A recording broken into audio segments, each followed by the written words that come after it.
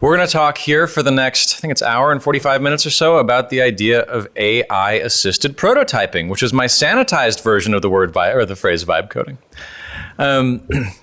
Give me 1 second here. There we go. So I'm pretty sure if anybody wants these slides, there's some links and stuff in here that y'all might find useful. Feel free to use this. If anyone's never used Yell Key before, it's great. It's the successor of an equally effective website called Shout Key, and it generates these temporary short URLs that are actually real words rather than just like globs of random characters. So go ahead and do this. This will get you to a copy of this presentation, and there'll be some links and stuff in there that might be helpful to you. Pretty sure this is the second time today we have a slide that says this. Damon was the first. We did not coordinate when it came to doing this, but I want to set the table here by talking about what we're going to do, kind of where AI fits into this whole thing, and why this is not per se what I would consider to be an AI session. The big reason this is not an AI session is because prototyping is fundamentally an act of human communication designed to mitigate human risk. And so taking that human piece of this and the communication piece of this alongside the technical bits that we're going to be doing is really, really important. And this idea of prototyping being used in the ways that I'm going to talk about to kind of propel ideas through organizations, this is not new by any stretch, as you're going to see. And so the way we're going to approach this is through a couple of steps. First of all, we're going to talk a little bit about that kind of human piece and sort of orienting this conversation of prototyping in that before we start to put hands on the keyboard up here. The second thing we're going to do is we're going to define a very specific problem that we're going to try to solve using prototyping and kind of the framework and conversation that we're going to have. And then we're going to use some prototyping tools, vibe coding tools, to start to solve that problem. And iterate on that. Now, this conversation in this session is going to be really interesting. This is why I say this is going to be higher energy, because this is like one part sheet music and one part jazz. I've planned out a good portion of this, but I think the part where we actually start to build later on, we want it to be interactive, and we want to be able to kind of create scenarios as we're going through this prototyping that we're going to have to react to, and like real world problems that will arise that we can address in the moment, to show you kind of how fluidly how fluidly we can approach this and how it helps us to approach this with kind of that level of an open mind. And so we're going to walk through some stuff. Then we're going to define our problem. We're going to start building, and then we're going to do some jazz. And I'll be calling on all of you as we do that. So I hope you know how to play instruments. Once again, this is the second time I've called myself a jerk today too. Most of you were here this morning for the intro. Some of you were not. I know we've got some guests in here from J School and from elsewhere. So just really briefly, I'm Chase Davis, kind of the MC of events here for today. And working with RJI to put this event and the News Product Alliance to put this event on. My background is weird. I'm a creature of the newsroom, came up as a reporter, all that kind of fun stuff. Also started learning how to code when I was little. And so I've kind of been putting those things together for different points in my career all throughout. The most relevant thing about my background to this panel, I think, is that what we're going to be talking about are sort of, especially on the human side of things, are techniques and approaches that I've used in different jobs that I've had without the help of AI to be able to achieve some of the same outcomes that we're going to hope to achieve with the help of AI. And so this idea of using demos and prototypes and things to move ideas around in an organization and to build momentum is something that I did at the New York Times on the interactive news desk there. When I was out in California at the Center for Investigative Reporting, up the Star Tribune was my most recent job. And this is something that I've leaned back on for a lot of different roles in a lot of different ways throughout my career. And so that's the part of this that I'm going to hope to try to get across to y'all. Has anybody heard this quote? Has anyone not heard this quote? Yeah, you and I just talked about this yesterday. In fact, when you brought this, I was in Liz's class yesterday, and when she brought this up, I was like, did I show her these slides for this deck? I can't remember. And then I saw it on your monitor. So Matt Waite is longtime news developer, news nerd, who now is a professor of practice at the University of Nebraska. He's been there for quite a while. Prior to that, he was at the then St. Petersburg, now Tampa Bay Times. I feel like we're constantly using you guys as an example today. And he is the lead developer on the PolitiFact project that we talked about earlier on today, for those who were here. For those who aren't familiar with PolitiFact, PolitiFact is like a fact-checking, like a structured data fact-checking platform that won the Pulitzer Prize in 2009 or 2010. I know Mizzou, you guys had like a relationship with them where you had students doing PolitiFact stuff. So he was the lead developer of this. And the idea behind what he's trying to get across here is that ideas are a dime a dozen. It's hard to be able to move them through organizations, but the minute that you start to create real products and real demos and things that people can interact with, it can move the conversation and move the momentum around a project in a way that something like a memo simply can't. And he said this in 2009. This is what I mean when I say that what we're going to be talking about is not new. The idea of using AI-assisted tooling is new, but the idea of building demos as this means of being able to move ideas around has been around for a really, really long time, and has been used to great effect, essentially. Now, this whole idea came around at a very interesting time. Like back in April 2009, Obama was president, and I don't remember if the iPhone just came out, and like sit yourself there for a moment. One of the big things that was happening in news organizations at that time was the rise of news applications teams. So these were teams of folks, they often came from a data journalism background, who were learning how to code and actually build applications to put on the internet at that time. This is like a precursor to a lot of the news product conversations that we've been having over the last 15 years or so. Teams that came out of this, like NPR had a great news applications and visuals team. The interactive news desk of the New York Times, which Aaron founded back then.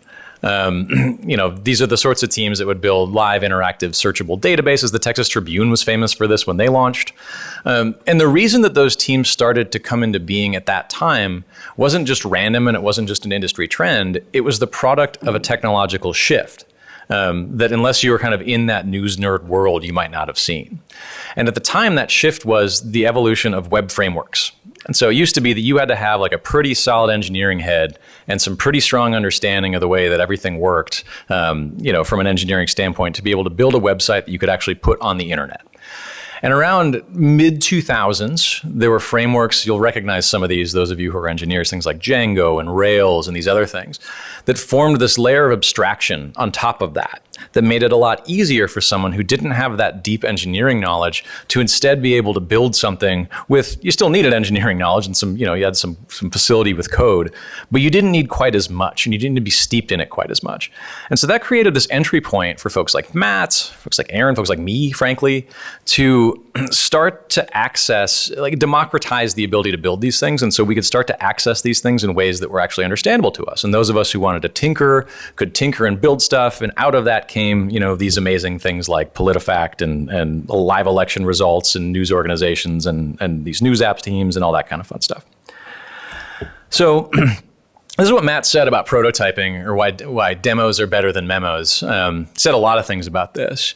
But one of the things, in addition to being able to move an idea through an organization, is simply this idea that when you're doing something, you learn a lot more than when you're talking about something. And so I can write up the greatest idea in the world and have this really crystal clear picture in my head of how that thing is supposed to work, right? And then the minute that I actually go to build it, I find that there's like 70 different assumptions that I made that were wrong, and things aren't working the way that I thought. And we have this whole process where we have to kind of go back and iterate on that. If you're building, you're learning more at the same time, because not only are you learning if your idea seems viable, but you're learning all the other little hairy balls of pain, as Matt describes them, that come along with building that thing, which can shape the way that you continue to build and continue to prototype and continue to create that application in the future. So on one hand, you get the benefit of being able to create something real and put it in front of somebody earlier and move that idea along. On the other, you're just learning more, and it's accelerating your process and making you just more effective at ultimately delivering the thing you want to deliver. Which sounds pretty cool. So why don't we do that all the time? Like, why do we even write memos when it comes to doing stuff like this, right? And obviously the idea there is that type of exploration has historically been expensive, not unlike Shackleton's expedition. Taking the time, like, you still need to have some level of ability as a coder and as an engineer and some with a technical mind to be able to create these sorts of prototypes in real time. And there aren't that many people in our field who do that. And those people have a lot of really important stuff that they have to do and really important mission critical products that have gone through prioritization and other kinds of things that we've determined to be really important for our organizations. And we've managed ourselves in such a way that we want to make sure that those folks' time are focused on those things that we think are high priorities, right? The exploration, the demoing, the things on the side, it's just often hard to do on top of all the other work that we're doing.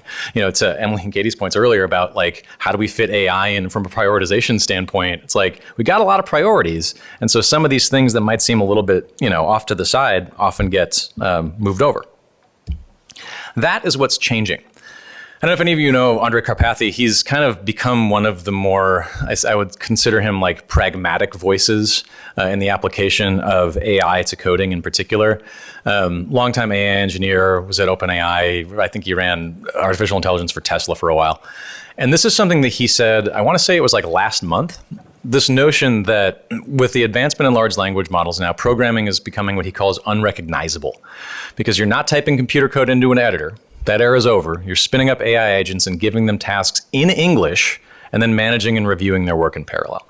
Now, he's talking about something a little bit different that we're not going to get into too much, which is agentic sort of engineering and AI-guided engineering, which I think is a discipline that deserves more attention than we could probably give it in this session. But just this idea that we can write things in English and create applications that run on the internet on the other side of that is a huge game changer if you think about this idea of not having the resources to do this kind of experimentation. And so in that way, you know, programming is changing a lot in organizations. You know, exploration in particular is now a whole lot cheaper than it was even 6 months ago.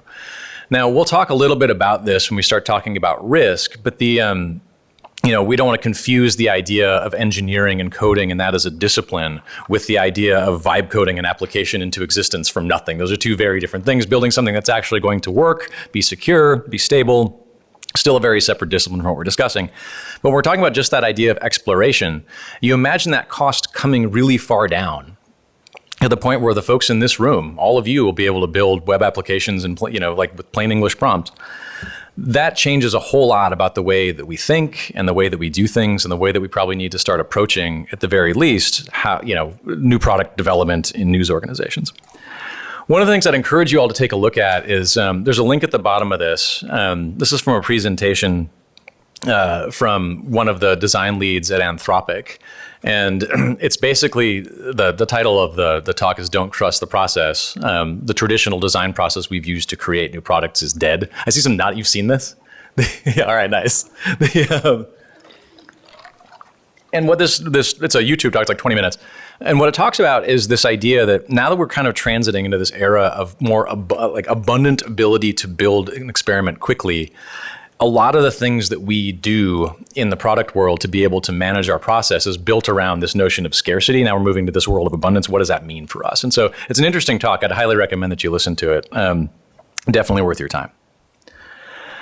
So before I launch into the next part of the spiel, I want to ask you guys for a couple of stories. I want to hear about a couple of prototypes that y'all have built at any point at your organizations or in your careers, and specifically what you are trying to achieve by building them. I can pick on people if I need to, because we talked about some of this at lunch. But who wants to go first? Does it have to be an AI one? Nope, not. It probably wouldn't be an AI one. Go for it. The favorite prototype I ever made in my career was for something called subtext, which lets people text with the audience. And the prototype of it is I bought a cell phone and a plan for $100. And then, so again, subtext lets reporters, and we also work with non-journalism organizations, to text with their audience. And we bought a cell phone and a plan, so it was like $100.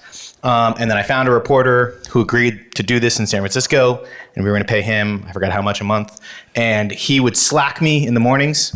Oh, and then we just put up a page where people could put in their phone number. Just put in the phone number, that was it, and just went to like a spreadsheet. And then I would put those numbers in the phone. He would Slack me in the mornings, what to text. I would text it out to everybody. They would text me back. I would Slack what they were texting, and he would tell me what to respond. So I was like the content management system for the first like month and a half, because we were honestly just like, is this even going to work? Like, is he going to have anything interesting to say? Are they going to care? And then after about a month and a half of that, we were like, oh, we need to build this out more. But it was the cheapest and easiest prototype, and it was like functional. It was in the world working. I think we stopped it at like 200 people for the test.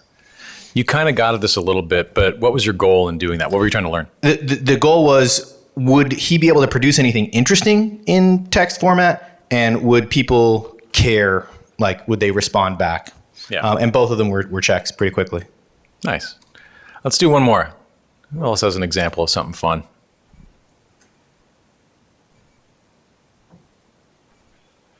Oh, I'm going to call on you if you don't, someone else doesn't raise their hand. There we go. All right.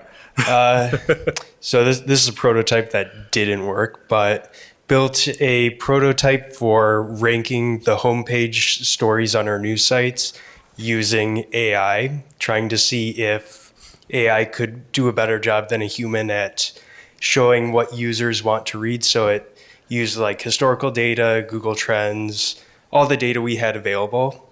It worked pretty well. We tested it, but the newsroom rejected it. Huh. They did not think it did a good job. The numbers said otherwise, but ultimately we didn't roll it out wide because it wasn't well received. Cool. And so, again, you got at this a bit, but what were you hoping to learn from that? One, we were trying to... Hoping to learn, and what did you? Yeah, exactly. In this case, Well, there's two. we were trying to test the waters, really. We were trying to see how well it would be accepted by people whose job it is to rank articles and try to know what users will want to read. And takeaways were AI was pretty decent at it. There was probably about 70 to 80% match between what the humans did and what AI did. But that gap is where people saw and they didn't like it. So what someone thought should be the number one story, AI might have put seventh. Yeah. They might leave that story up for 12 hours where the auto ranker would leave it up for 2 hours. So really, we were trying to keep content fresh and allow people to do something else other than choosing which position the story goes. But Yeah. Try to compromise? not yet. I'm going to try to bring it back in a couple of months and see how it's received. But yeah, probably going to go for just the top stories rather than the whole front page. But You might start with the lower stories. yeah, that's not a bad idea. Let the humans do the top one. Yeah. And I mean, there's also some bit of ego involved too. People want to see their story up top. Yeah, and sometimes stories are out there not just for traffic, also. They're out there for, getting important service information out to people, so Yep. if you could factor that into the AI, it helps. All right, this stuff is too good. We got to do one more. I'm sorry. Who will it be? I actually have just one more question. Here.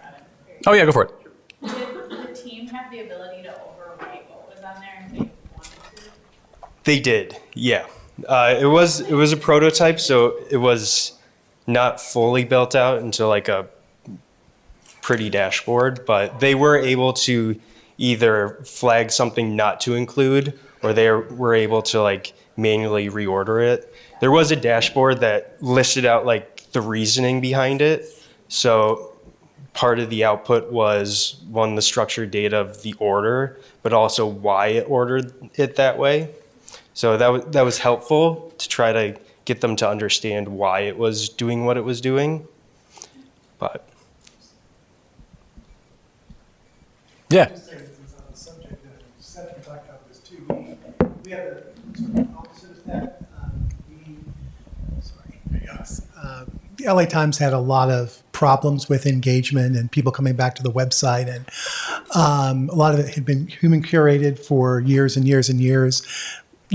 endless boxes on the homepage that were human curated, often, just through what the top stories were and things like that. And it's unfortunately a couple of years ago we laid off almost all the people who did that work, and so they started. Slowly, it says from the bottom up, beginning to redo these boxes with kind of AI-driven sort of assumptions about what people would read. So instead of it just being the most recent stories for World National, it would be the ones that were trending the most, or getting the most engagement, getting the most traffic. And then slowly, I'd say more than half the homepage now is programmed around that. And it is significantly increased engagement. I mean, significantly, but like a little bit, but like by our standards, it's going up instead of down, which it had been for a while. And I think there'd be a lot of revolt if the very top of the homepage was programmed that way. I'm looking at Seth to make sure, because of the fact that that's where a lot of we make our statements. Like, do we want to have a story about Rihanna on the lead of the homepage when there's a war, right? That would have actually been an issue on Sunday. And so there's a lot of that, but I would say that because we started from the bottom up, I think fewer people noticed, but the engagement was really dramatically higher. So. All right. That's what I was saying. Yeah, I certainly would top down rather Yeah. than bottom up. Because then it gives people more time to work on what's on the top. So Yeah. story streams or whatever, like deeper things that aren't just picking a story. And you're buying them more time to do a better job in a different area. That's how we sort of compromise. Starting to think we should vibe code a homepage algorithm of some kind. Any last prototyping stories? Anyone else have a fun one to share? Room for one more in there. Yeah. Over the years, over the years, working in technology, I've done a lot of prototypes, but an interesting story about the newspaper or the publishing industry. I was telling Randy during lunch, actually, that 14 years ago, we did a prototype for a self-service advertising system. Back then, we were using many different advertising systems. We had 6, 7 newspapers across the country at the time, Tribune Publishing Company. And everybody was using different systems or not using, and people had to call in to place an ad.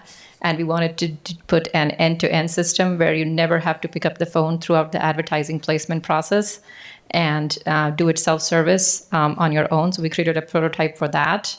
And our goal was to reduce the number of clicks and the pages you have to navigate or people you have to call or emails you have to send. And then back and forth of the creative, we created the ad for you. Here's what it looks like. Oh, I want these 5 things changed. I want a new image. So all the creative design was self-service as well. We gave them a tool to design on your own, reduce complexity, secure payment, and reduce the points of friction for conversion and ad placement. So that was very well received, and we eventually ended up building a system. That's awesome. Wait, this was how long ago?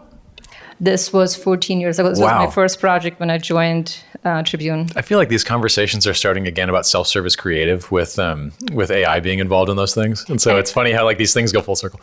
It was what was also shocking is I was responsible for doing the market research before obviously building anything, see what else is out there that we can buy versus build. Mm-hmm. And I went to different news outlets, websites to see how to place an ad. Sometimes it wasn't even clear who to call, who to email, unless you know somebody on how to place an ad. And which was also shocking because newspapers were starting to struggle with Craigslist coming up and advertising revenues were declining, and still the ad placement process was so complex. Yeah, absolutely. It sounds like we've got... It actually just reminded me of something I had completely forgotten about, and it was a prototype that failed for a completely different reason, which was... for a little while, it looked like California might change the laws about newspaper adjudication for legal notices.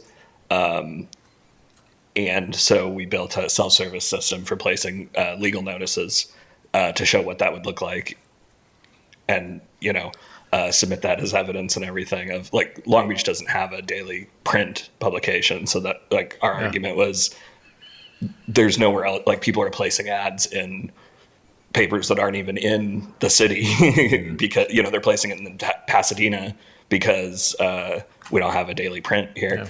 And so, but anyway, the law didn't end up changing, and so there was no reason for us to have legal ads on the site. So there's all these different little things that I hear when I'm hearing your guys' stories. You can just leave that up there and I can grab it when I get a second. So building prototypes to see whether like your audience actually wants a thing. Like, is the thing actually good enough to put in front of humans, right? That's a question. Trying to see whether something is more like maybe moving a metric. Is like this approach to a thing better than that approach to a thing? Can we measure it? Is that a thing? Trying to see in some ways if something will land, like, is this going to cause any cultural issues internally? Like will our homepage editors be accepting of something like this, right? And so there's all these different things. I mean, I think it's common to say that we build a prototype to learn, which is true. But I would say that the main reason that we prototype is to manage risk. And the types of risks that we have to manage when we're doing this work are often fundamentally human risks. And we'll talk about this in a second. But first, I want to show you this quote from Corey Ford. Corey runs the Sulzberger program now at the other Columbia in New York. And I love this because I think there are so many things in here that apply to the work that we do in the world of news product on a regular basis. Because, he's talking about this, I think, often in terms of entrepreneurship, but all of us are entrepreneurs in our own ways in our own organizations. So I think it applies just as well. So I'm going to read this because I love it so much. So the job of an innovator is to always understand the top risks in their venture and to spend their limited time and their limited resources reducing those risks. And the act of entrepreneurship and the act of building is spin cycling this again and again and again. And one of the reasons that I love this quote is because this idea that our top risks are always changing as we move through phases of a project. And when we're talking about prototyping, that's the way that we're going to approach this. It's that we're going to have some risks that we want to address. And as we continue to work, those risks are going to continue to change. Like I said, there's a lot of the risks that we face when we're building new things are fundamentally human risks. And there's an infinite number of these. And so these are just a few that I often observe in my own work of doing prototyping. One of them is just simply the risk of desirability. Like we're talking about, like, do people actually want this? Is this good? Can I put this in front of a user and the user has a positive reaction to it, right? There's often also the question of feasibility when it comes to risk, using prototypes to manage risks. Given our constraints, given our technology, given those kinds of things, can we even do this if we wanted to, right? There's also, Purple Monkey Dishwasher, who loves The Simpsons, the question of misunderstanding. Oftentimes the act of managing stakeholders in an organization is like a long game of telephone, right? Like, tell me if you haven't experienced that before, where a set of requirements or a need will be expressed, and then that gets turned into a formal document, which then loses some fidelity, which then gets passed off to a technical document, which loses further fidelity. And the person at the end of the line who's building the thing often doesn't have the clear, intuitive understanding of the need that's trying to be surfaced. And so there's this long chain of communication that happens. Prototyping allows us to be able to take some of that miscommunication and misunderstanding out of the chain, because now we're communicating by reacting to like an actual thing, rather than reading about a thing and every one of us has our own picture in our head of what that thing actually is, right? This is a big one for me, in one of the best places where demos beat memos, but there's also always the risk of inertia in an organization. I was really guilty of this. I think every senior leader in some ways is, but I was guilty of this certainly. At the Star Tribune, and when I was one of the managing editors there, where like I was in charge of something like 7 departments, and I got ideas coming to me all the time from people in those departments, and they were awesome ideas and I loved them. But it's like, you have this much of your brain that you can dedicate to any given one of those people or ideas at a given time. And so inevitably all these good ideas that get proposed, like, you have to decide where you're going to play. And a lot of those things get moved off the table or just never get talked about again. And so things get stalled. And so demos and prototypes are very good at unsticking things from inertia. Showing something that actually works beats talking about a thing in a meeting from moving that idea through an organization. The idea also of misestimation, and I've been on both sides of this. The obvious place this often shows up is, I have this idea, I go to the engineering or product team and I'm like, guys, this should be easy. And they're like, actually, it's going to take 9 months. And then that gets frustrating, and then, whatever. That is often the thing that shows up. I think more often the risk in a news organization is that we self-edit when it comes to the ideas that we want to pursue. I don't know how many of you knew Steve Buttrey. passed away a number of years ago, but Steve gave me this advice when I was an intern reporter for him in Omaha, long time ago. And it was never say no for somebody else. And he meant that in the context of reporting, right? Where it's like, you have to pick up the phone and call the family. It's not on you to make the decision about whether they want to comment on something. You have to give them the opportunity.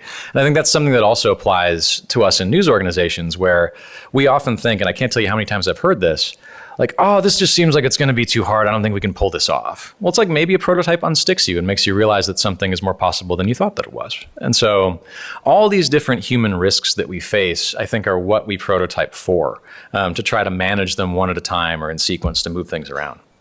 Now, this is the part where we warn everybody, once again, that what we're going to talk about when it comes to AI-assisted prototyping is different than AI-assisted engineering. And there are ways that you can approach prototyping from a human and communication standpoint that can really hose your colleagues. And we do not want to find ourselves in that position. I've seen this before, that I've probably done this before, but like, you roll into a meeting, you got this lovely prototype, it looks like it works, you vibe coded it, and it's beautiful and fantastic, and you give it to your CEO or somebody, who doesn't have a technical background, and they look at it and they're like, oh, it's done. Just put it up on the internet. I love it just how it is. And then the engineering lead who's sitting in the room with you gives you the side eye, rightly, because they realize that they're the ones who are going to have to inherit this thing and try to actually make it work on the website, which comes with its own sets of constraints and difficulties and things that you didn't have to face because you were starting with a blank slate, and on and on and on, right? And so setting that expectation and making sure that as we use this process, we don't falsely assume that because we can prototype something quickly, that we can also launch something quickly is really important, unless you really like making enemies of folks on your engineering teams. And so I warn you about this in the sense of responsible prototyping. Don't overpromise. Make sure that you're mindful of the constraints of the folks who have to implement this, involve them in the conversations. Very powerful tool, but can be used to the wrong aims if misdirected. And so we have to respect the expertise of the folks who are actually doing this stuff in the trenches every day as well. So enough of that, enough blathering. Let us get to work. So here's what we're gonna do. We're gonna walk through our task that we're going to try to achieve here today. We're going to frame that task in terms of risks, like we were talking about, and we're going to decide how we're going to try to start mitigating those risks. We're going to talk about the tools we're going to use, and then we're going to start to play some jazz. Here's our task. We want to build an obituaries product for a small local newspaper. And there's a really cool piece actually that ran on RJI on the blog from some, Randy, were these researchers here? Yeah. Yeah, from Mizzou, who had surveyed a very large number, I think, of small weekly newspapers about kind of how obituaries fit into both their like mission and editorial and product strategies. And I mean, I know this also just from working at local newspapers. Obituaries are a really important thing that often gets overlooked. They're a really important part of the mission of an organization just because they kind of capture that local history. They're also an important part of the business of an organization. They can sometimes be good for revenue generating. They're also very popular. They draw a habitual audience to come back oftentimes. But more often than not, the obituaries products that we all put out there into the world aren't very good, unless someone wants to correct me on that, because they're often an afterthought, I think, in how we're conducting our digital business. And so we're going to try to do better as best we can here. And we're doing that on the back of some research that we've done. And so put ourselves into the position of a small team inside of a product org at this organization. And this is some background about what we're facing. So like a lot of places, we've recently scaled back our print publication. And we've discovered through research or whatever else that digital obituaries are really popular, especially among longtime print readers. And those people who come to us to read obituaries on a regular basis often tend to read other stuff too. Since they're already here, they're going to check other things out. Now, we charge for readers to place obituaries in our paper, but they're not a meaningful source of revenue for us. We get some money from it. But really, we haven't rethought the pricing strategy since the days of print because, again, we just kind of have let this be an afterthought for a while. Our digital obituaries experience is dated, it's confusing, it's suboptimal pretty much across the board. And the nice thing about this is that the newsroom has actually bought in on this idea that obituaries are important to our mission. So we don't just have some kind of a product or business imperative here. We also generally agree as an organization that this is important to kind of who we are in our community, which is great. So we have a hypothesis, which is that investing the right amount in our obituaries product is going to improve retention among those print readers that we're afraid to lose because we've cut back our print product. We're willing to sacrifice some short-term revenue for that. The loyalty that we gain with these subscribers staying with us matters more to us than the $10 we get from somebody filing an obituary. And we expect the benefit that we're going to gain from this is going to be bigger than the investment, right? Like, we think this is actually a worthwhile thing to do. Now, risks. It always helps us, I think, to define the most immediate risk we face per Corey's quote, right? And at this moment, our most immediate risk is the buy-in of the executive team who controls the resources that we need to move forward. Now, they like the idea. We've talked about it a little bit. They've heard it come up a couple of times. They're not really tuned in here. They're worried that it's going to take a lot of effort, a lot of resources to actually build this thing out. And, again, we've all been kind of ignoring our obituaries products since time immemorial. So it's not top of their list of priorities that feel exciting that they want to pursue. And we're going to meet with them in 2 weeks to present in more detail and to make our case about why this is important. Now, an important note about meeting with them in 2 weeks, we haven't promised them anything in this meeting other than the fact that we're going to sit down for an hour and walk them through this. We haven't told them they're going to get a prototype. We haven't told them they're going to get a memo. We haven't said anything. They don't know what to expect. But we're going to meet with them and make our case. And so they don't have, they're not rooted in this idea of expecting some amazing prototype or anything. They're just ready to hear from us. These are the tools we're going to use. And you'll see if you download the presentation, there's a slide here at the end with a lot of different sorts of prototyping tools. And we can talk about what some of these mean and kind of for the spectrum that they land on and all that kind of stuff in a bit. But for now, we're going to use these two. The first is Cursor. Cursor is an interactive development environment that has an agentic coding capability, so we can talk to it as though it's an AI agent. It will write code for us. The reason we're using this is because this is a bit of a one-room schoolhouse, and so some of you have more technical backgrounds, some of you don't have technical backgrounds. A tool like Cursor kind of allows us to toggle between those things as questions come up. Like if someone actually wants to see or understand the code that's being written, we can go over and look at it. We also don't have to, and so this gives us the most option in this room, at least, to be able to answer questions, I think, easily. There are other tools, like I said in that last slide. Some of them fall very much on the no code side of things, where if you have zero coding experience at all, they will never even put the code in front of your eyes. Others are much more like Claude Code, like you have to use it from the terminal. You probably need some coding experience. This kind of lets us choose our own adventure a little bit. So that's what we're going to use that for. The other tool we're going to use is good old ChatGPT. Any large language model would do. I just so happen to have a subscription to this one. And the reason we're using two different things is because on one hand, different models do different things. Cursor's coding models are designed to write code. OpenAI's Codex model, these kinds of things. These are large language models that are designed to write code. There are also large language models that are tuned more to be able to have conversations and answer questions. And so what we have here is on one side, the coding one, on the other side, the conversation and talking one. And so we're going to play those things off of each other at different points to be able to get where we want to go. Let's build. Any questions before we do that? All right. Seeing none. I'm not at the moment, but there are free versions that would work for you. That's the assumption that you're using the free version, or? Yeah, I think you would be able to do the same things in the free version that I'm going to do in the paid versions at this point. All right. So before we even do this, behold. So before I started talking, wow, actually, this is the first time I'm seeing this. I gave our Cursor application this prompt. This is it. Build me a simple obituaries browsing and submissions application for local newspaper. Told it what languages to use. We'll talk about that. Create fake data. Don't ask me any questions. Do your best. And of course, YOLO. This is what came out the other side. I did nothing. This is the first time I'm seeing this. For some reason, the Valley Gazette in Hudson Valley since 1872. And it has built this application just based on that paragraph long prompt and YOLOing it. Let's see what else got in. We got detail pages for these people. Oh, look at that. You can see where the funeral arrangements, they put in a different color for some reason. It's got a form where you could submit obituaries. I bet this probably works. I'm like, okay, like about the same level of quality that we've come to expect from the average digital obituaries experience, but nothing special here. But it's still pretty freaking amazing, in my view, that with that simple prompt, we can create something like this that will immediately run on our machines and that we could show somebody.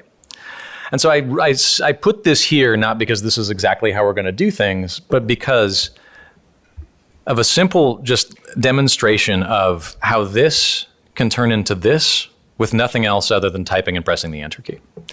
So we're going to rip this one up and throw it away before we launch into the real thing. You'll have to forgive me here while I do that. Tell you what we're going to do. Don't mind this. This is a little cleanup. You don't need to use the terminal. Goodbye. All right. So we're going to delete all that out. Now, let's talk about our approach.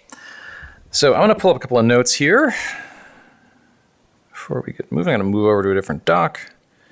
And there we go. So, how do we even get started with this stuff? Now, you've probably all heard and understand that large language models are probabilistic devices, right? You can put the same input into something like this multiple times, and you can get lots of different outputs. And so oftentimes the output of what you receive from a large language model is somewhat unpredictable. And so one of the first things that I often do when I'm approaching a AI-assisted prototyping project is I don't like this whole loosey-goosey, everything's all good everywhere, I don't know where the thing's going to steer, like all that kind of thing. That level of unpredictability and freedom kind of unsettles me. And so what I try to do very early on is to figure out how we can supply some constraints to what we're working on. And there's a lot of different ways we can do this, but there's all sorts of, you think about the idea of how we do this from a human standpoint, there are all sorts of different kinds of constraints that we might apply. Like one constraint that I think we might apply here is, I'm pretending for the sake of this talk, I'm not a technical person. I don't want to have to interact with a model in such a way that it's feeding me this technical babble back that I don't understand. So one constraint is how it communicates with me. I'm non-technical. Another constraint might be the languages and frameworks and technologies that we use to be able to build this thing. And this gets to this question of anticipating risk and communicating within your organization. It's one thing if you can build a prototype that works. It's another, and maybe one that allows you to kind of get ahead of the curve a little bit, if you can build that prototype using the technologies that the engineers and others in your organization are most familiar with so that they too can be included in this process.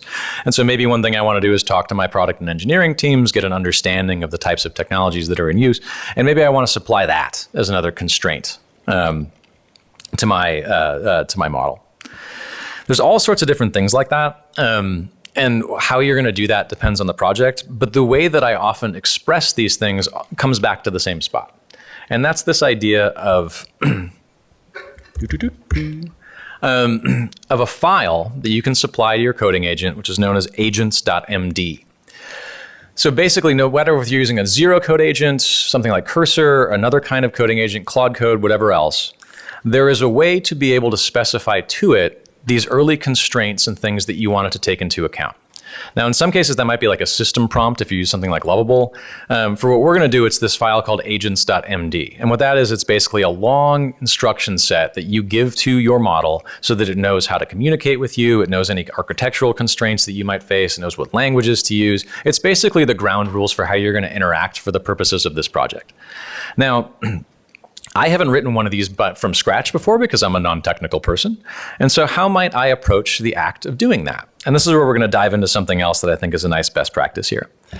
I use ChatGPT to be able to help me figure it out. And so here's what I might do if I'm kind of trying to create this file to supply these constraints. I might say, hello, I am a non-technical product manager. Creating a prototype of a local obituaries application. I would like to create an agents.md file to help my coding agent communicate with me and understand my constraints. My engineers tell me that we use Python and React to build things. I don't know what those are. And here's the part where I think this practice for me has paid so many dividends that we're about to do. I can supply just this to ChatGPT and it will do its best to try to create some kind of a file. But we're pretending here that I don't know much about what this file is or what the contents of it are. And so what I often do is I tell ChatGPT to interview me. Ask me questions that will help you write. And this idea of using ChatGPT as a sounding board, or any large language model as a sounding board, is extremely helpful because it can help challenge your assumptions and help you refine. And I do this all the time. Like when I step into the world, not of prototyping, but to actual agentic engineering, where I'm making architectural decisions and things like that, I have conversations back and forth about design patterns and database indexing and all these other sorts of things that often surface things and like ideas and assumptions that I don't have on my own. And so using a large language model as a tool to be able to reflect back to you what you're thinking and also to ask you those questions, I find to be extremely valuable. And so here's what we've got. It understands that we're non-technical. All right. So how should the coding agent, okay, blah, blah, blah, blah, blah. Where's our questions? All right. Oh, I got to go through these, huh? Okay. We're going to do this instead. One at a time, please. That'll be a little easier. So how much authority should our coding agent have? This is a really important question. We'll go through a few of these. We're not going to get too deep into it. But oftentimes you can give your coding agents different levels of permissions to be able to interact on your file system. You can tell coding agents that they're allowed to delete stuff if you want. That's kind of scary, right? You can tell your coding agent to ask you questions before they delete stuff, which is probably a better idea. And so it's asking us here what level of autonomy we want those to have. So I'm going to say it should ask me before it does anything crazy. All right, what's next? How technical should the explanations be? I have never seen code in my life. Not even once. All right. So it wants very simple explanations. Thank goodness, no jargon. You know, the way that it's going to frame some of this is probably also not what I would do. I mean, I just wouldn't think of some of these things. And so this interview is helping us a bit here. When the agent proposes a feature, how should it show it to you? Good question. So we do user experience description, simple wireframe. Oh, it can wireframe? Oh, no way. That's pretty cool. Let's do both. I do see sometimes on the engineering side, you can create these kind of flow diagrams with applications, and you can ask a large language model actually like dummy them out for you. It's kind of helpful. So this seems like it's kind of the same idea. Who's the primary user of this? So now we're going to start getting into some product conversations. I don't really care about this right now. We're going to deal with these later. Maybe we'll answer one of these questions. We're going to say community readers, because we're going to dive into this more later on. And so let's root it there. So now it kind of knows what it's doing. All right. Give me the file in a way I can copy and paste. And here it comes. Oh, I can't copy and paste this. All right, now I'm gonna cheat and do a lightly technical ask here. But as it's writing, we can kind of see what it's doing. So in the world of supplying our constraints, we're giving the agents information about the project that we're creating, so it has some context there. We're telling it what technologies to use, which we've learned by talking to folks in our organization. We're telling it that we don't know anything about code, so it knows how to talk to us, which actually does matter. Telling it what it's allowed to do, what it's not allowed to do, how it should handle new features and things like that. And ultimately, it kind of lays out a manifesto for this project that we're trying to create. I'm going to ask it to do something here just to speed us along in Markdown, please. Markdown is you'll see it here. There we go. It's a text format that we can use to be able to copy and paste this over straight away. And so the .md after agents stands for Markdown, and so that's how we're going to ask it to do this. This just makes it so I don't have to go do like weird formatting stuff. All right, we got it. So we can click up here and copy it. So we've supplied some constraints, but we haven't yet actually started this project, right? We had a nice little conversation with ChatGPT. We could have continued that if we wanted to. We now have these constraints. Now we actually have to start doing the work of the project. And this is going to depend on how we approach this, on what tools you're using. Some of these tools work directly in the web. They'll have their own interfaces. Ours are going to work on our computer, so we're going to have to do a couple of things there to get up and running. And by a couple of things, I really just mean one. In fact, I'm going to just start this over here. Close. We're just going to delete our example from before. We're going to make a new folder on our desktop. It's going to be empty. Call it Obits app. And we're going to open it in Cursor. Oops. Oh, that'll work. That's it.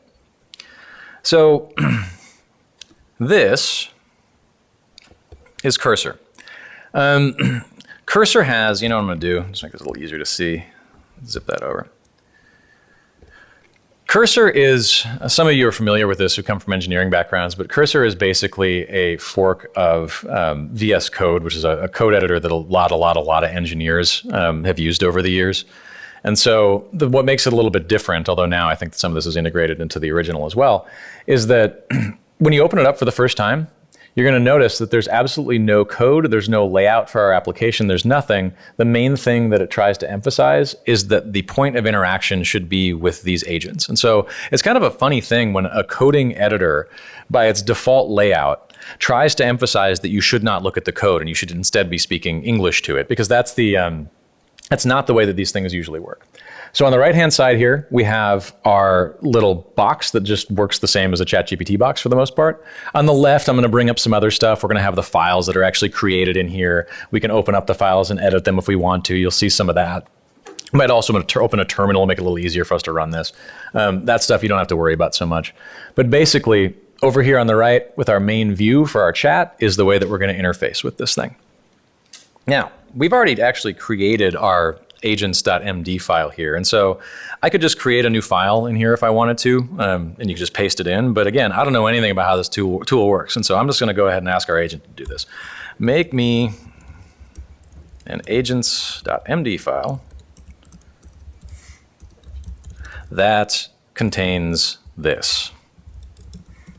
And there's everything from ChatGPT. So when we do this, what happens is that you can kind of see what's happening here on the right-hand side. You know, the model will, at different points, you'll be able to see kind of how it reasons about things. You'll see the code that gets written, and it's going to start communicating with us as well as it continues to work through its stuff. And so what we just did by asking it to create that file was it created the file, and there it is.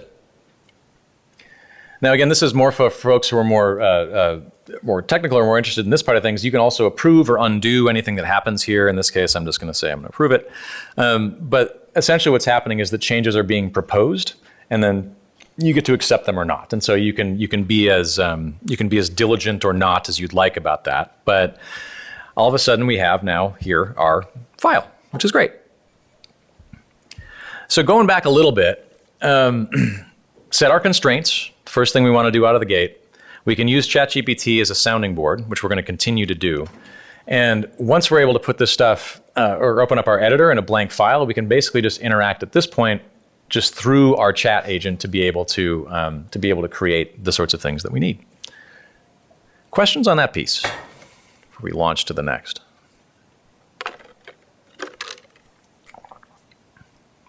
Well, good. That was easy. All right. So the next thing that I almost always do when I'm creating a new product is to try to create the tightest, or prototype, is to create the tightest feedback loop humanly possible. You want to end in a situation when you're building something new where if I make a change, I can see what that change does as quickly as possible with the minimum amount of messing around. And so the benefit of doing that is you end up with this flywheel whereby I make a change, I can see the change, that change wasn't right, I can rewind it, oh wait, now I can do it over here. And you're just constantly kind of feeding off and creating momentum during the course of building something. And I think this is true regardless of whether you're doing something technically, regardless of whether you're doing something not with AI at all, or whether you're doing something in a no-code editor. This idea of creating tight feedback loops for yourself, I think really minimizes the amount of time that you have to spend doing work that doesn't fundamentally improve the prototype that you have. One way that I like to approach that is to work in really small, simple steps. And so this is kind of the next lesson in all of this is, what is the simplest possible thing I can ask this agent to build that will prove to me that this application is working? We're not even at the level yet of creating an obituary. We just want to be able to know the very first thing that I need to be able to do to tighten that feedback loop is to have something show up in my browser. Doesn't even matter what it is. I just need to have enough scaffolding built into this that I can see something. And then if I can continue to change that thing, I've got that tight feedback loop already in place. And so what I'm going to ask this to do is make me the simplest possible application that will show a, I don't know, we'll call it like a test page or something in my browser. I'm really hoping it does hello. For those who are familiar with the Hello World pair, you could just ask it to create a Hello World page. It would know what you were talking about. Yeah, the page should involve tacos. Go. So, I don't know why I threw the tacos thing in there. I just kind of, I want to see what it does. I also love tacos. All right, so here it goes. It's doing its thing. Wait, double click, drag to browser window. What the hell sounds so complicated to me? Run it for me. Getting a little testy. Yeah, I don't know how to do this stuff. I don't know what's a local host. All right, here we go. Open. There we go. Got the emoji in there. Nice. So this is actually probably a little bit too simple. I'm gonna ask it to be a little bit more sophisticated. Incorporate all of the technologies we discussed. Build it in React and Python.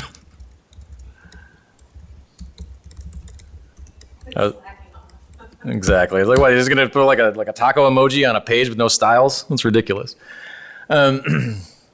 All right, so we'll see here if this will improve things a little bit.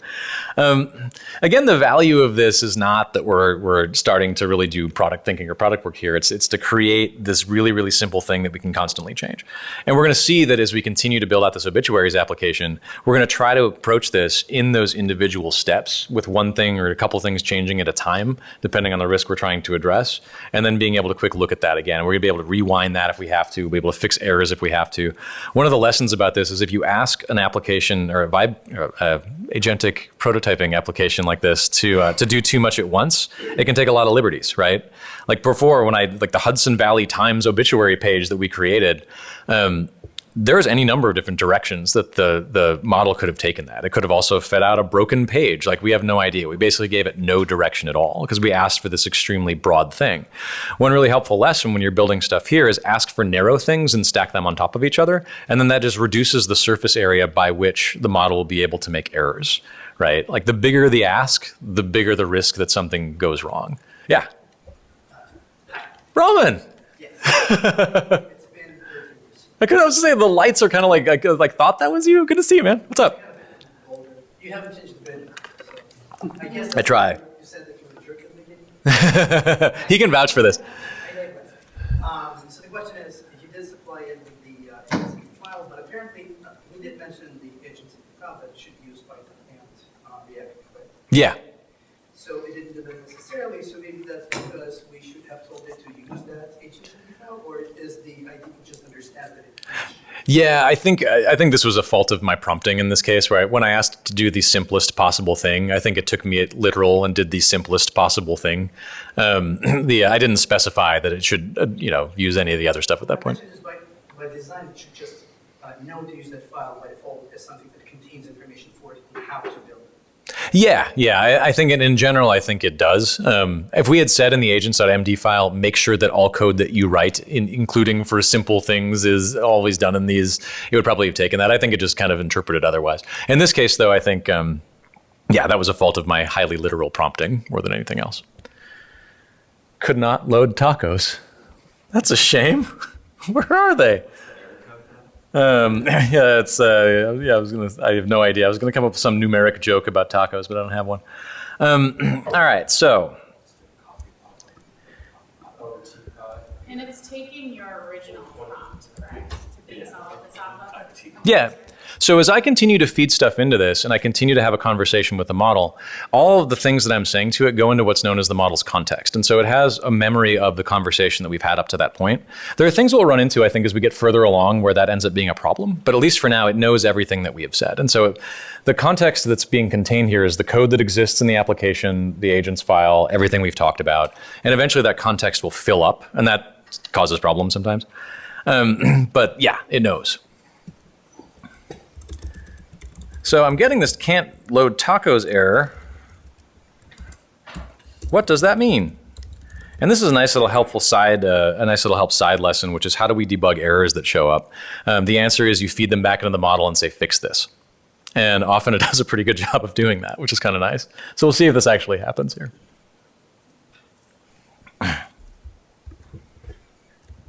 Meanwhile, in order to accelerate things, I'm going to do my own inspections. Don't mind me. Okay, I see what's happening. Let's see if it lands in the right spot. So now it's doing some testing on its own. It's actually going and querying the application and stuff like that. It's testing the data behind the scenes. It's doing some pretty good diagnostic work given the simplicity of this application. Aha, I see that it discovered the issue. And so now it's going to try to fix that. So hopefully here in a second, we're going to have this all queued up and have something that we can look at. But as we wait for that, we're going to talk about the next thing we're going to work on. So in journalism especially, and I think this is true in other fields too, but certainly in ours, one of the biggest constraints that we have is the data that we are trying to work with. So we're in the business of trying to articulate information to folks, right? We're trying to explain things, we're trying to explain the world, we're trying to analyze stuff, whatever. And so most of that information is expressed in the form of data. We're going to go over here to obituaries page. And for those of you who were in the conversation earlier on, you've kind of seen a version of this. But the obituaries that we have, and just obituaries in general, kind of follow a familiar pattern, right? Like there's different elements of these things that will exist pretty much across obituaries, across organizations, across everything else. There's always the name of the person who died, often the days that they were born, the days that they died. There's usually a narrative that describes their life in some way. There's usually some information about the memorial service or those kinds of things. Like these are all points of data that we need to be mindful of when we're trying to create our application. Because one of the constraints that we have when we're trying to build something is we can't like wish amazing, wonderful new data that we wish existed into being. We kind of have to work with what we have in a lot of these cases. And so if we're going to build an obituaries application, we have to make sure that it can deal with the format of an obituary in the way that we're familiar with. The way we're ultimately going to handle this is going to be using another little trick that I often use, which is the generation of synthetic data that's going to come from a conversation that we have with ChatGPT. But that's going to be our next step. We're going to see first if this thing actually fixed itself. There we go. Oop, not that one. Well, we're still broken. Oh, no, we're not. We got to run something. This is the jazz. So when we're finished with this process, we're going to have kind of our environment set up. We're going to have our data set up, and that's going to allow us to be able to kind of continue to build. So we're going to let this thing restart real fast, and if it doesn't fix this right away, I'll fix it myself, and then we will get on to the next part here. Is tacos just random, or did that? I asked it to do tacos. Yeah, you could ask it to do anything. All right, we're going to give this one more second, and then we'll let it think in the background. All right, let's just let that go. So again, in the interplay between these different sorts of tools, we've got our agent building, we've got ChatGPT to have some conversations. And the question about context from before, ChatGPT kind of has its own context of conversation it's having with us. And so it knows now what we're up to. We can kind of continue to talk to it a little bit. We want to be able to create, there we go. It works. So we have a database in the background that has 4 different types of tacos in it. We have a front end that can render the list of tacos from our database. We now have something that if we were to change this, we can very quickly see the result. Instead of tacos, do burritos. And once that change gets made, we're going to be able to see that it ultimately populates this page. And that's kind of the tight feedback loop that we're going to be talking about here. So I can make changes. I can quickly see the results of those changes. It's still going. There we go. Well, anyway, it looks like I broke it again. So going back to this, we'll fix that in a sec. We have our data problem now. So we want to build this obituaries application. We know what obituary looks like. We have an existing obituaries application at our organization. We want to be able to make sure that we can model our data in a way that's useful. And so one thing that I sometimes do is I like to take existing data that we have and use it to generate what's called synthetic data. Has anybody heard of synthetic data before? Synthetic data is fake data. It's data that's designed to fit certain technical constraints, but doesn't actually involve real people or real things. And so what I might want to do here is say, oopsie, let's pop over here. Great. Now let's talk about the data we're going to use. I am going to give you several examples of obituaries. I want you to help me figure out a data structure, way to organize that data so that we can use it in our application. What different pieces of information do these obituaries contain that are consistent?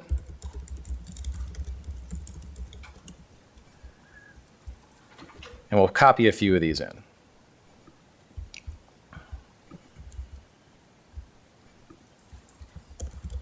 Give it one more just because we're not going to too much of this.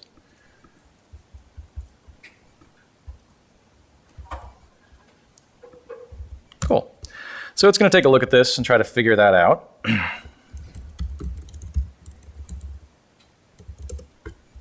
if we can fix that error over there. Cool. So ChatGPT is going to go through and it's going to look and see, okay, here's some different bits of information that we see across all of our obituaries. And we want to be able to retain this in some way. Surface memorial information, the publication information, all that kind of stuff. And it's kind of strategizing about how it might want to express these things. Create for me a prompt that I can feed to a coding agent. I'll explain this in a second. That will help it organize and generate some data for our prototype. So in the same way that we use ChatGPT oftentimes to be able to have conversations that kind of challenge our assumptions on a project, we can also use it to help us craft prompts.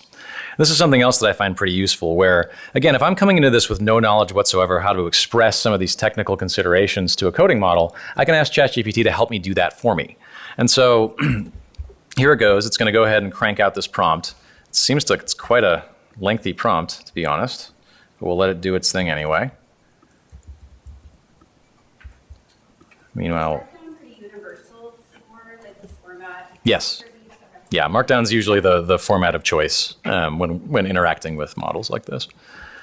There we go. Oh, we made our little change and now it's burritos. All right. So again, not knowing anything and just feeding in a couple of obituaries, I'm going to go ahead and feed this prompt that we just created over to our application and see what happens.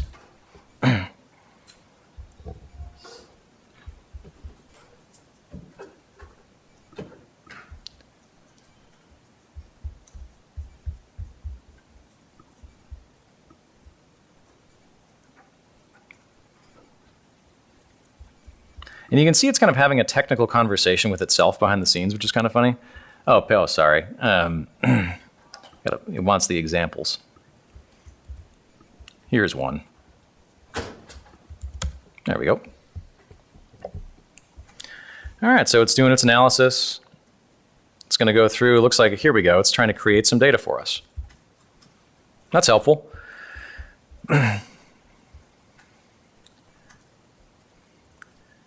Again, I know nothing about the technical bits of this. All I know is that this data is being created. And if I look at it, again, just kind of using common sense more than technical knowledge, we can see what's in here. We've got the names of folks, looks like their ages, birth dates, residence, all this kind of stuff. And there we go. Wait, where is the record you created? Or the file you created? Looks like I just made something. I don't know where it is. Oh, I didn't create the file. Create the sample data file, please. All right. Let that churn.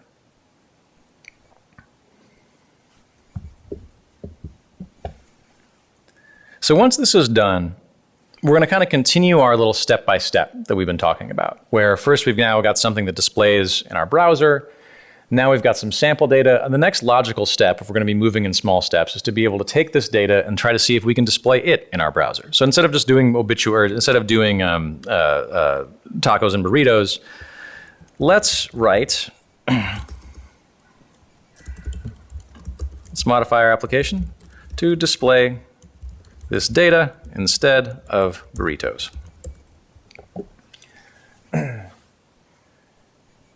And it'll churn through and do its thing. Now, while it does that, let's go over here. So we're going to continue, try to do this like a little bit in parallel because we'll have the model kind of churning in the background, but we can kind of continue our product design process over here with ChatGPT. So ultimately, we want to be able to start to build this product out. And we've kind of set our constraints here. We've got our data that we're going to be working with. And now we want to be able to continue to expand our context slowly to be able to start building the product itself. And this is another place where I feel like having a conversation with a large language model can be extremely helpful. So we know our constraints and the risks that we're trying to manage here. We talked about those before. And if I can feed some of that stuff in to ChatGPT and have a conversation about the best way to approach this, it might be able to help me create the start of an application that kind of starts to answer this question. And so let's see here. I kind of want this to finish first, but cool. Let's see if that'll go. All right. It's got to fix itself again.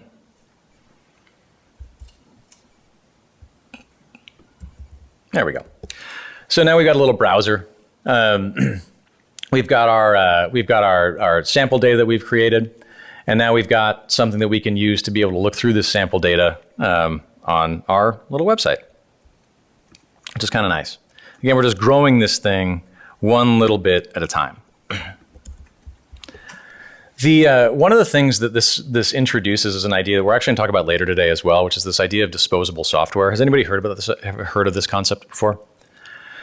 So the idea is that in a world of kind of agentic coding where you can build something like this, like a web browsing application very quickly, sometimes if we're trying to accomplish a task, it actually becomes feasible for us to build an application specifically for that task in that moment in time. And so in this case, let's say I don't know how to read that technical file format that we just asked ChatGPT to generate. I have no idea. But I want to still know what the data in my system looks like. I can create a throwaway page just like this using the prompt that I just used, build me a way to browse this in my browser, and I can start to explore that data in a format that I'm comfortable with, that doesn't involve me having to go through, technical, like understand what JSON is or anything like that. And I can kind of start to develop some intuition about what's happening. There's a lot of situations that I find, especially in data analysis, where I use this kind of disposable approach to things, where if you, maybe I want to do a really quick data visualization of a spreadsheet or a CSV or something that I have for analysis purposes. Maybe I have some audience data or something. And on one hand, I could load it into some kind of a BI tool and do some kind of analysis there, and that might take me a while, or it may not have exactly the features that I want. What I can do instead is just throw that CSV into a project like this and be like, hey, make me an application that visualizes this using this visualization style. And it'll give me something, and I can verify that it's correct or not. And then I'm able to use that. It answers the question exactly the way that I want that question answered. I don't have to make compromises based on the software that I'm using. And I can get the insight that I'm looking for, and then I can just throw that away. I never have to use that code again. And so this idea of just like that sort of a thing just historically has not been possible because of the amount of effort that it takes to create that application in the first place. But nowadays, when you can do it with a prompt, it kind of changes the way that we can interact with these sorts of things. And so now, not only do I have this sort of step-by-step starting to slowly build up an obituaries application, but I have this little throwaway page that lets me see what that data was that got created. And we're actually going to get rid of this as we continue to go about our business. The another thing to, well, actually, we'll come back to that one. So now we want to lay our foundation. We've got our data, we've got our constraints, things like that, and we want to start to build our application out to be able to be better than the one we currently have. What I often like to do in a situation like this is to just try to build the application in the simplest possible way to mimic what we currently have first and then iterate on top of that in order to be able to make it better. And so one way that we can do that is, again, by having this conversation with ChatGPT. So I want to make a very simple obituaries app that resembles the one we currently have. Its core features are that it has a list of obituaries, page with a list of obituaries. Each obituary has its own page as well. There is a form to submit them.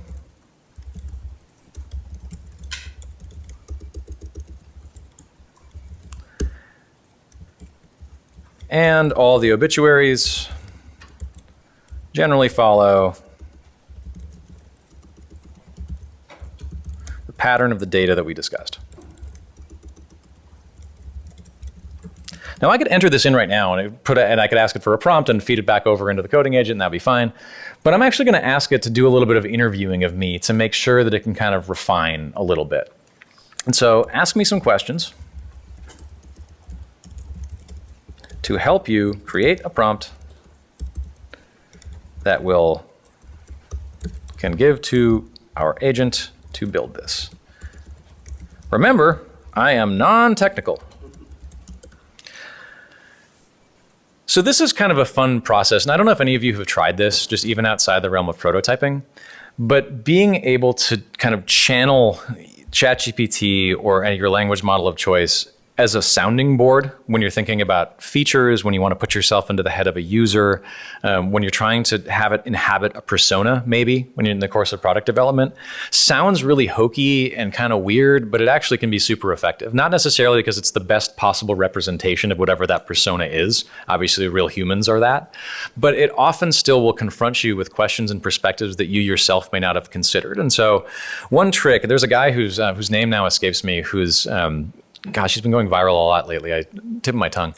But he's gotten famous for basically building, for being like the singular example of vibe coding mastery that exists out there on the internet these days. And he talks about the way that he develops products. And it always starts with this kind of interview process with ChatGPT. And he continues to have it ask him questions, he says, until the questions get so esoteric and so narrow that they cease to be useful. And so he might spend an hour or 2 hours or something like that conversing with ChatGPT about all these different sorts of corners of what the project is that he's trying to build, both so that he can kind of expand his own intuition about that, and because then in the model's context, you have this whole conversation that you can use to be able to create specs and kinds of and those sorts of things to be able to build it. And so that back and forth conversation has become kind of a best practice in a lot of these sorts of places. And so we'll have a little bit of that here. So what should the obituaries list page show? I don't know, probably the name, photo, first paragraph of obit, and whatever else you think looks good. You can always make typos here like I just did, and it still figures things out, which is nice. All right, what else? Yeah. How could you integrate, like in this stage, how could you integrate like actual audience research? Oh, yeah. On this? What I would do in that case is I would integrate that probably in the very beginning of this process. And so I would begin my conversation with ChatGPT. I would ask it about the agents file, and I'd be like, this is all the stuff I know. Keep this in mind going forward. And then you could make sure that it's loaded into that context early so that subsequent conversations have access to it. And you could, by the time you get here, it will factor those sorts of things in, which is nice. What should appear on the full obituary page? I don't know. You decide. Let's see if it asks us some more interesting questions here. I love how sycophantic it is. Totally fair. That's the right instinct for a prototype. Haha. Should obituaries appear newest first? Well, I didn't think about that. Probably. What else? Should obituaries be approved before appearing? If anyone ever answers no to this, they have never moderated something on a news site. Yes, definitely. So you can see what this is going to end up doing. Like, I didn't initially think about the idea of approval here, but of course our model picked up on that and it proposed it. And when we ask it to supply the spec to be able to code this thing for real, it's going to include a whole moderation piece to this, which is also going to be useful. Let's do one more of these. Which of the fields? I don't know, you decide. And then write me my spec. So we could keep that process going for a while. I actually find that when I do this for real, I do keep this process going for a while, especially in more technical conversations, because I like to understand the trade-offs that we're making and things like that. And so here we go. It's coming up with our giant prompt. Now, remember earlier when I prompted this thing to be able to make the Hudson Valley obituary page, I gave it like a paragraph. Not even that, I gave it like a sentence. What's coming out of ChatGPT in this case is a very detailed prompt, which is pretty helpful in a case like this. One thing that came up in conversation earlier, I remember who I was talking to about this, but was about best practices for being able to do some of this agentic coding stuff and being able to feed in a full product spec document as being a starting point for something like this. The more details you can supply, the better the output of something like this generally will be. And so if you're able to have a long conversation that gets incorporated into a big prompt like this, that's often going to put you in a better position than just prompting it with like one sentence, obviously, like I did before. So I'm just going to dump this all in there. And it's going to churn for probably a little while it gets things going. Oh yeah, and then we get this next part will be fun. So again, like if we're going to go back and recap some of the things that we've talked about here, when we start this off, we want to set our constraints. We can use agents.md for that. We want to make sure that we also understand the data we're going to be interacting with, and we can ask ChatGPT or our coding model to be able to create that data for us so that we're able to use that as one of our constraints. We want to make sure that we can kind of build our sandbox to create that tight feedback loop and be able to expand really, really slowly as we go. It's okay if you build features that end up being deleted. It's okay if you build something that gets thrown away because you're just using it for a specific purpose. But this idea of just constantly iterating and creating this really tight feedback loop is super important. And then we can also have these conversations and have ChatGPT or another tool interview us as we're creating to be able to create more specific, better prompts to be able to feed in to create the things that we want. And so that pattern of let's have a conversation, let's make a small change, let's have another conversation, let's make a small change, is something that I do, like a ton every single day. So again, here we go, we're coding. I have no idea what's being written here. Looks like HTML. And as this goes, here we go, we can kind of see it being built in real time. So this code is being written live as we go. We've got our application that's just still sitting here. We can kind of start to see this thing take shape. We've got, looks like our submit form that now exists that allows us to do things like upload photos, do all that kind of stuff. It looks like we have some kind of administration form that's been created around something like this. Again, just all subject to the prompting that I just gave it. And so with that conversation, that detailed prompt, we're now able to kind of remake the original version of this thing, which is kind of nice. Any thoughts or questions where we let this churn for another minute? It looks like it needs another second to get through stuff. Let's say cursor does have a plan mode in addition to like codecs. Mm-hmm. So you don't necessarily have to hop out to a separate LLM. Right. You can do it all in a single chat interface. Yes, you can. In Cursor, you can absolutely do that. There's a little thing down here that says plan, and you can have that conversation there. One of the reasons I prefer something like ChatGPT in a situation like this is because, again, like depending on the model that you're interacting with, I don't know that I would want Composer to necessarily interview me about features and things like that. I'd kind of prefer something else. If you want to nerd out, you can switch models in this, and then you can use set that to a conversation there, and then do it in plan mode, and it kind of accomplishes the same thing. Yeah. Definitely using different models for what they're good at. Mm-hmm. Composer is great at Yep. Where you might want to use something that thinks a bit harder when you're trying to come up with what to do. Yeah, absolutely. And understanding the different models do different things well, to get back to Liz's point from earlier, like we're talking about journalism tasks, but this is also true with coding tasks. And so, as I said before, there are some models that are good with code, some that are good with exchanging ideas, and using the right model for the task ends up being really important for that. Other thoughts or questions quick before we push on? So something like Cursor, you could also see the code that's powering the back end of this. If you want it. Yep, so I can go and look in here. This is all code that's been written. And to be honest with you, like, and this is where the level of your sort of level of technical engagement might change. I read for an application that I care about and needs to actually be maintained. I read all of the code that gets written and I review it myself and I ask weird questions and I change it. For what we're doing right here, we're pretending we know nothing about code, and so we're just YOLOing it. But yeah, you can go through, you can look and see how everything is generated. You can use your technical knowledge to kind of understand the patterns that it's following and then try to course correct it. And that's how I tend to work with these sorts of things. I guess I'm curious from you or others, like if you're working with an engineering team and you make a prototype, like do they respond well to be handed like here's the prototype in the code, or is it better to be like here's the prototype and then you figure out how to build it? Or like I'm curious if like anyone has tips. I'd be curious about other people's thoughts on this, but this is a problem that I've confronted many times in my career at different points. And this is actually going to get to the next little mini lesson that we'll talk about here, because not just engineers, but also designers, I think is a very important constituency to take into account here. It's always the worst thing in the world when you hand a designer a prototype and you're like, make me this, but make it look good. Like that's a terrible thing to do to somebody. So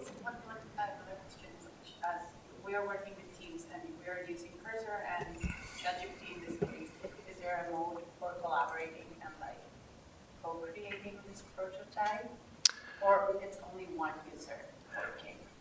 I would probably approach that as I would a normal collaborative coding project if I were doing that here, with having GitHub in the mix and having folks working on different things. I don't know about if there's some sort of like a broader, everyone just throw your prompts in the thing, see what happens kind of view. It'd be kind of scary in some ways. But yeah, version control and things can enter into the equation at that point. It is pretty good at walking users through the GitHub kind of process. Like Yeah. Explaining it in terms that. Yeah. Just to finish the point there, so the next thing I was going to talk about a little bit, and maybe we'll just discuss it here instead of show the example, but I have this principle that I say a lot when it comes to building stuff like this, which is make it good but not too good. And one of the tricks that I often used to use for something like this was if I was going to develop a prototype, even just by hand, and I wanted to use it to express an idea, I would very deliberately use Comic Sans as the font, because then if somebody looked at that, they would never be confused into thinking that this was I was proposing that we do for real. Like, we want to be able to defer to the expertise in the room, the designers, the engineers, and things like that. And you don't want to hand somebody something and have them think that that's your job is just to execute or make this better. And so the Comic Sans thing was always good. I think that same thing always also applies to code to a certain extent. I've used coding tools like this to be able to, going back to risks, this question of feasibility sometimes, like to prototype technical approaches and use those as conversation starters with engineers about how we might want to approach something differently, just from a nuts and bolts kind of standpoint. And so but the key there is that it's still being used as a conversation starter and not as a thing that you deliver and tell somebody to do. And so you talk about human risks to manage. That's one of the biggest ones, I think, as something like this moves down the pike is, you want to express this idea, but you don't want to feel like you're imposing it onto others whose job it is to then execute it for you. And so I think there's lots of little tricks you can do to help with that, but it's something that's worth being mindful of. And that whole idea of like make it good but not too good, I think is a good rule to follow in that case. Liz. Kind of a technical question. So I've seen other software engineers use YOLO as a way of communicating to an LLM not to ask you for permission. YOLO mode. Is that cheeky, or is that like literally So that you're saying, in if I say YOLO in a prompt, you don't have to ask me for any permission? both. In Claude Code, there is YOLO mode where you actually have a flag like -YOLO. That is a real thing. When I did it here, it did not achieve the same result. That's a Claude Code specific flag, I think. Yeah, I think that one's specific. Yeah.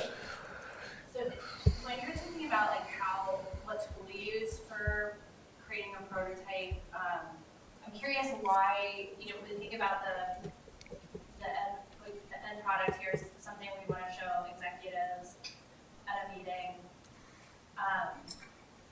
Why did you pick this tool to do that?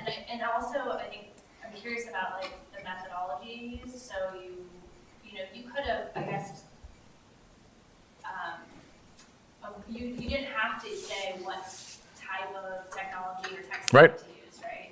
And because in my mind, like from like a PM standpoint, what I want feedback on from a stakeholder group is what is this like experience? What is the problem that we're solving with this experience? Yep. And how can this prototype show that? And so I'm just curious, like how, like what this approach, how that like connects with stakeholders, and like how you're calculating, like, Sure.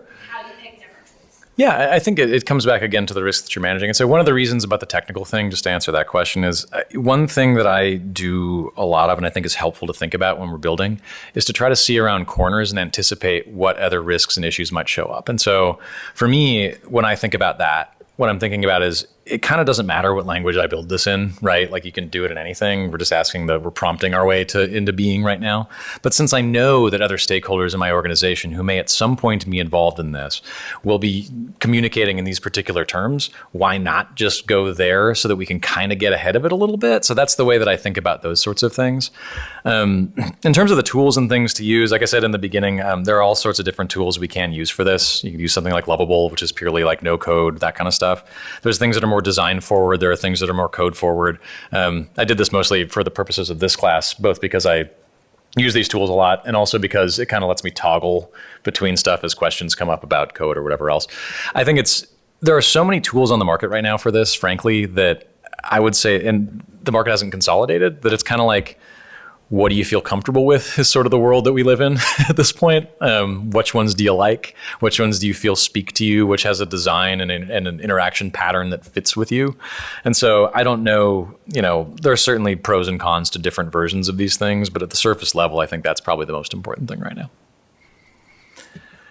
Other questions? Yeah. So as you're iterating on that prototype in Cursor, eventually what ChatGPT knows is no longer going to be the same as what Cursor knows. Mm-hmm. And so if I want to go back and use ChatGPT to like use this to write some kind of a document to provide to my engineering team, what is the best way to inform ChatGPT of this iterated prototype that you've built? I think if I was going to ask that question, I would just do it directly within Cursor, since it has access to the entire code base. You can do other sorts of things, like if you wanted to work with Codex, which connects with ChatGPT and those sorts of things, then everything kind of lives in the same spot. But I don't know that there's anything that you could do to copy over the context from Cursor into ChatGPT, because that context will include all the code that has been written. And so because the architecture lives there in Cursor's context, that's probably the better place to have that conversation and ask for the document. That being said, doing those kinds of documents and asking these sorts of tools to create documentation or to ask to create technical spec documents is extremely, extremely useful and something that I do a lot, even just to keep my own head around a project. And so good use of it for sure. Other thoughts and questions, quick. Got a couple more things we can talk about. For tomorrow, would you recommend that we have this on our local machine in Cursor downloaded? I don't know what we're doing tomorrow. I think it's mostly posted. Yeah. Tomorrow, posted notes. So for tomorrow, of course, for sure, yeah, but for Thursday. No, this is happening. If you feel like this is the tool that you need for your prototype, for the user testing on Thursday, by all means, use it. I'll be using it. Yeah. Do you have these steps? I took some notes, but do you have these steps written down? Yeah, I can send a doc around after all of this. Given our time, I'll go through a couple other things and we can just talk real fast. But let's see, where are we here? So we've got our application here. We talked about make it good but not too good. One thing that we could do here if we wanted to, this is a pretty uninspiring design, and so we could ask it to look a little bit better. Use a common design framework to make this look better. And we'll let that churn while it goes. Where this is all building toward is we've got our basic application here. We can play around with it. We can see that the submit stuff works and the admin stuff works and all that kind of thing. And now we can enter into the process of actually iterating on it as a product. And so we can start to think about a feature at a time. What might we want to test and what might we want to lay out in order to mitigate our ultimate risk, which is to create something that is sufficiently compelling to the executive set that we're going to be talking to that they'll want to move forward with this project. And so there are lots of different ways that we could go with that, and this is kind of where the product thinking part of the exercise would come in. You know, based on our research, what do we know about people? What types of things do we know that they might want? You know, and how do we use that to be able to evolve the product and still stay mindful of our risks? One example that I was going to walk through is this idea that maybe our obituaries readers, rather than having to come to the obituaries page every day, would prefer a newsletter for something like this. And maybe building a newsletter for our obituaries product would also allow us to be able to collect things like their email addresses, which is useful to us for subscriber reasons, things like that, right? And so we could choose to prototype up a newsletter. It would be the exact same process that we just did. It would just turn this stuff into something that fits into a newsletter template. But at that point, our risks shift a little bit, or at least a new risk is introduced. Because if we want to be able to send a newsletter, we need whatever it is that we just made to be able to interact with whatever newsletter software we use at our company to be able to send newsletters out, right? And this is where this kind of gets to the question of why choose these technologies in advance. This is another sort of thing where you're trying to see around corners. If I know that that's something that I have to do, maybe a way that I could mitigate that risk is I could go find the documentation for that newsletter tool. I could put it into my model or ChatGPT and be like, hey, whatever it is that you do for a newsletter template, make sure it works with this. And all of a sudden we can tailor that in that way. And so now we've mitigated that risk and we can kind of move on to the next thing. So as we continue to build, another one I was going to show real fast was, one thing a reader might want, I can imagine myself wanting this at some point, is I might want to search these obituaries, not just by full text or the date that they were published, but maybe I want to know by high school. Like, do I want to see people who I think were maybe close to my graduating class that I might have known? Are there other sorts of search modes that I might want to invest in to be able to find folks that I might know through this process?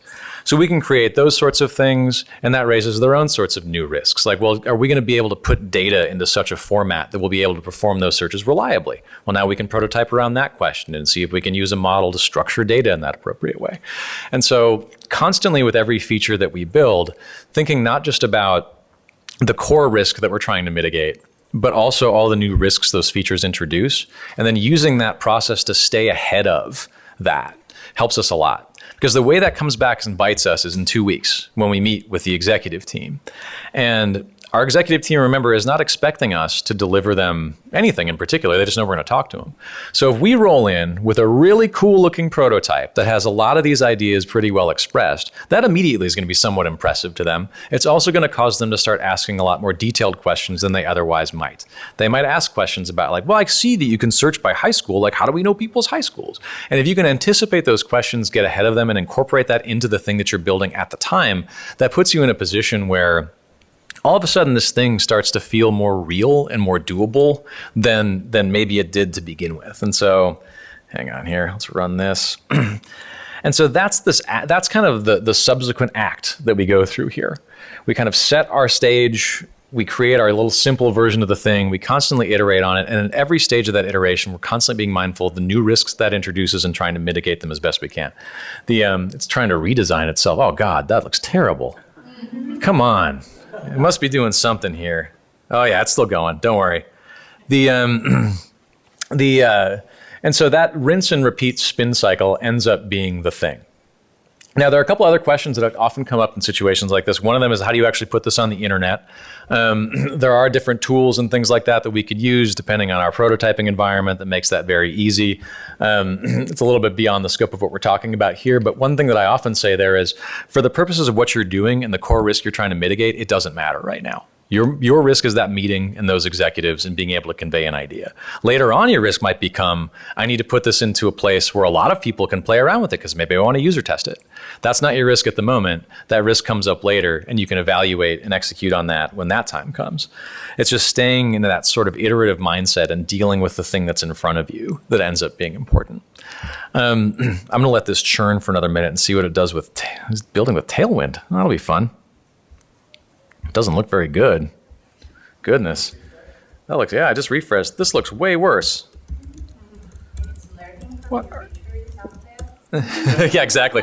It's gone and crawled all the obituaries sites on the internet. They look like this. So yeah, Times. Here we go. Now it did something. So again, like, that's kind of this idea here.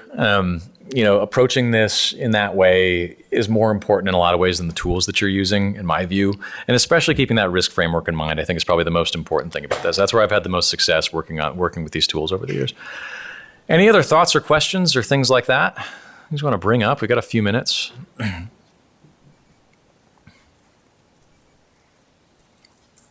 Yeah. What are the things that you want to ask your, like you mentioned Python as a programming? What are Sure. the things you want to get from your development team, your product team ahead of time? What I would do is look at it less like things to get from them and more like who from that world can I bring into the conversation as a partner around this.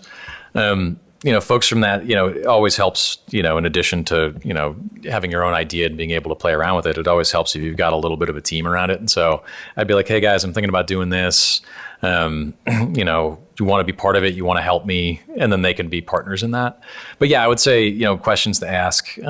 Certainly there's like a little bit of art to this, actually, when I think about it. Because you don't want to overly constrain yourself, but you also want to make sure that what you're doing doesn't feel like it's on the moon compared to everybody else, what you're doing and what's happening in that organization. And so, I think base technical constraints, like we talked about, languages and things, probably wouldn't worry too much about infrastructure and things at this stage, because that's just not the risk we're trying to mitigate. I would think about processes that get used. Design frameworks that you might use in your organization. A lot of folks use different sorts of design frameworks and tools and kind of patterns oftentimes, and maybe sometimes it'll help you to be able to orient a prototype within that as opposed to something, again, that kind of looks like it came from outer space. And so talking to the design folks about some of that stuff. But there is an art, I think, in not overly complicating it. I mean, one of the advantages you have in building a prototype is that we call these greenfield projects. Basically, this is a project you're building outside of your current CMS. You're building it outside of everything. It ultimately will need to be mindful of those other tools and bits of infrastructure in your organization. But at the beginning, when you're just on the idea or the user testing back and forth stage, it's less important. And so you don't want to have to sit in a position in the beginning where to even start, you have to have a fundamental understanding of your entire tech universe, because that's just going to make it so that you can't really start. At the same time, you don't want to not be mindful of that stuff. And so I would say that, yeah, just basics. Make sure you're speaking the same language. Make sure you're using the same design language, process language, things like that. Other questions or thoughts? Yeah. Sure. So in this case, you can choose. Cursor comes with its own composer model, which is kind of the out-of-the-box, pretty effective coding model here. GPT 5.3 Codex is an option. Claude models can be added, things like that. What I sometimes like to do, I always mostly start with Composer because it's just there. But sometimes with complicated problems, it's kind of fun to throw the same problem at multiple models and see what they do the same or what they do differently. There's a mode in Cursor in particular called Ask, which won't actually write code for you, but it will still contain the context of the code, and it's, so it understands the codes you've got there. And you can be like, hey, how would you approach this problem given the code where it is right now? And you can ask 3 different models that question, and maybe one of them is more resonant with you, and so you choose to ask that one to implement it. So using multiple and bouncing them off of each other, I think, is helpful. And for coding, do you have a specific model you like to use the most? Just curious, because I know you said you have a coding background yourself. Yeah, I use the models available in Cursor, primarily Composer, and then sometimes switching to the other ones. I mean, I think that's important. Like, it's, different models are good for different things, obviously, and so and they offer different perspectives. As weird as that sounds, not to anthropomorphize them, but yeah. So I toggle a lot, but Composer is probably the biggest one. Aaron. Just 2 quick things. One, for Cursor in particular, I have a $20 a month account, and I flew through my entire credits in like 4 days. Wow. 1 month, yeah, I was. You were excited. But what's kind of cool about Cursor is even when that happens, it doesn't just shut you off, or at least I didn't then. It kind of then falls back to it like a slightly less great model until your credits reset the next month, which is kind of nice. Question for you: do you use any of the documentation features, like so that you can tell it what your brand colors are, what fonts to always use? Yeah, this is an extension of kind of this agents question, where if we're supplying constraints in the beginning and we have certain, like fonts or colors or those kinds of things, we can specify those. And so those can be used as kind of that initial upfront set of constraints, which might be something else that you might want to do. I don't usually, what I tend to do is I pick a design framework, because I'm usually building outside of someone's stuff, and then and stick with that. And so there are these kind of off-the-shelf design frameworks that exist out there that will make things look good but not too good, and I tend to do that. But you could very easily just supply that as context in the beginning, and that will just apply to the project throughout. Wherever, yeah. Also the notion of skills, which are kind of like an extension of your quad.md or agents.md, where they can be recalled on command, or you can do like a slash command. Yeah.